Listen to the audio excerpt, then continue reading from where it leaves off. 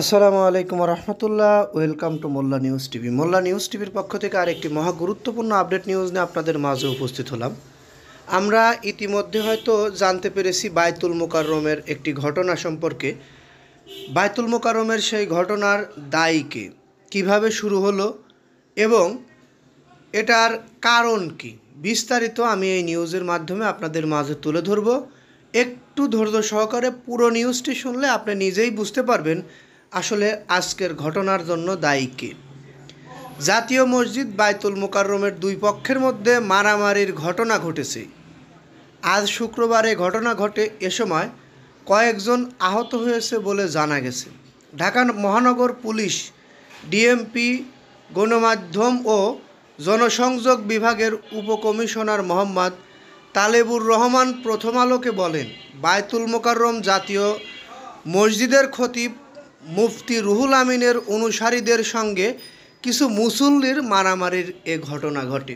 কিভাবে ঘটনার উৎপত্তি হলো? তাহলে ছাত্র জনতার উত্থানের মাধ্যমে আওয়ামী লীগ সরকার পতনের পর বায়তুল মোকাররম জাতীয় মসজিদের খতিব মুফতি রুহুল আমিন মসজিদে আসা বন্ধ করে দেন।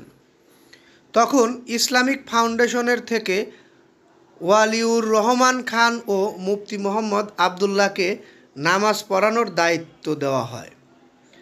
আজ জুমার নামাজের সামনে রেখে খতিব রুহুল আমিন তার 3 থেকে 400 অনুসারী নিয়ে এসে বায়তুল মোকাররমে উপস্থিত হন। তিনি এক পর্যায়ে মাইক নিয়ে কথা বলতে যান। তখন বায়তুল মোকাররমের নবগঠিত মুসল্লির কমিটির লোকজন হট্টগোল শুরু করেন। এ নিয়ে দুই পক্ষের মধ্যে মারামারি ঘটে, যেটা আসলে অনাকাঙ্ক্ষিত। পরে সেনাবাহিনী ও পুলিশ সদস্যরা গিয়ে পরিস্থিতি নিয়ন্ত্রণে আনে। আমরা এটি কোনোভাবেই মেনে নিতে পারছি না, কারণ বায়তুল মোকাররমের মতো একটি মসজিদ, বাংলাদেশের জাতীয় মসজিদ, সেখানে এরকম ঘটনা ঘটবে।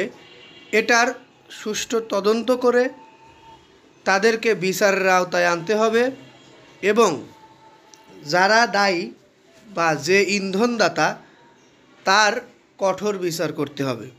এটি আমি একজন বাংলাদেশি নাগরিক হিসাবে আমার দাবি।